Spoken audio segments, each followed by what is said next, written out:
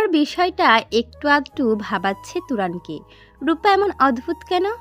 রূপাকে রুম থেকে বের করে দিয়ে বারান্দায় গিয়ে দাঁড়ালো তুরান। রূপার বিষয়টা তুরানকে ভাবাচ্ছে খুব।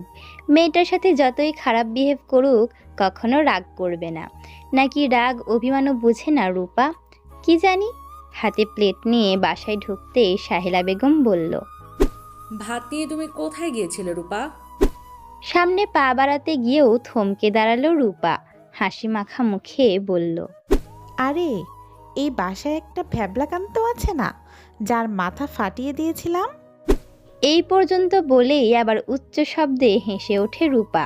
রূপার কারণ ছাড়া হাসিতে বেশ বিরক্ত হচ্ছে সাহেলা বেগম। রাগী গলায় বলল, আবার কি করেছো তুমি তুরানের সাথে? উত্তর না দিয়ে সোফার উপর দুই পা তুলে দারুণ ভঙ্গি নিয়ে বসল রূপা।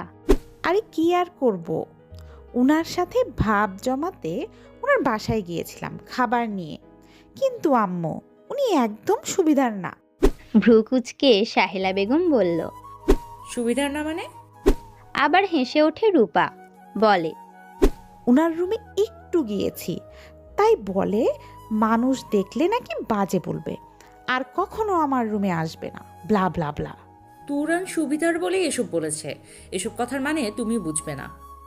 একটু থেমে গম্ভীর হয়ে সাহেলা বেগম বলল, রূপা, তুমি কিন্তু আমার কথা শুনছো না। আর আমার কথা না শুনলে আমি কিন্তু তোমার বাবা মায়ের কাছে তোমায় দিয়ে আসবো। তখন আর এমন করতে পারবে না। মা বাবার কথা শুনে মুখ ফ্যাকাশে হয়ে যায় রূপার।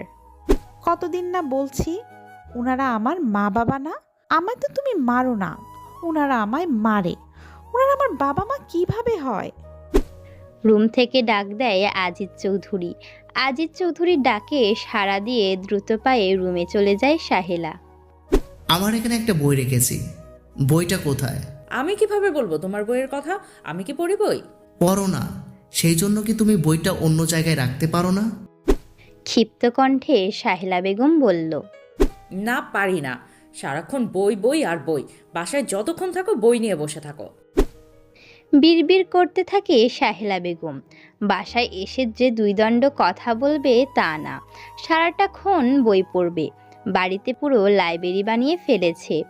আজিজ চৌধুরী হেসে বলল, এখন কি আর প্রেম ভালোবাসার বয়স আছে যে বাসায় এসে তোমার সাথে প্রেম করে টাইম পাস করব? মেজাজ খারাপ হয়ে যায় সাহেলা বেগমের। চোখ লাল করে তাকায়। আজিজ চৌধুরী আবার বলে, আরে ভুল কি বলেছি?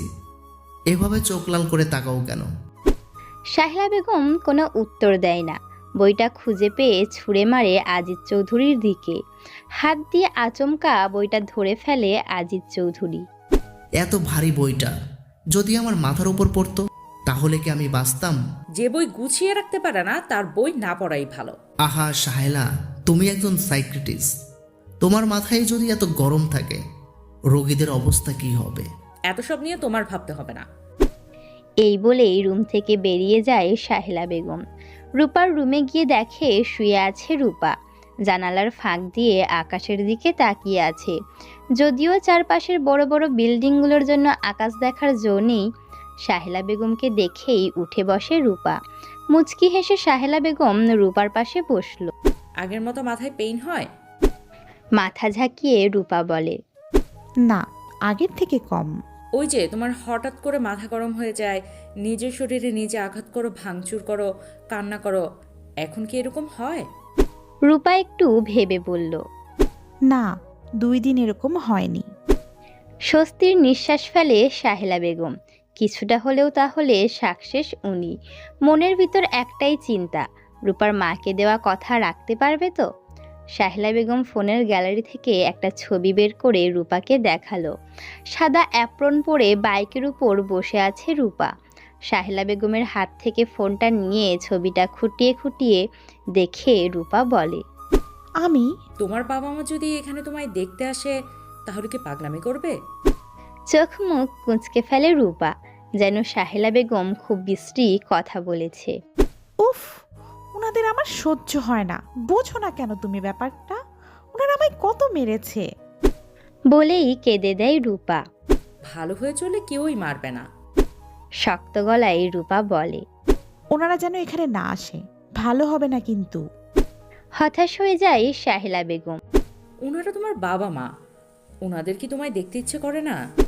শাহেলা বেগমের আরও একটু কাছ ঘেঁষে বসে রূপা বলে। না, তুমিই আমার আম্মু।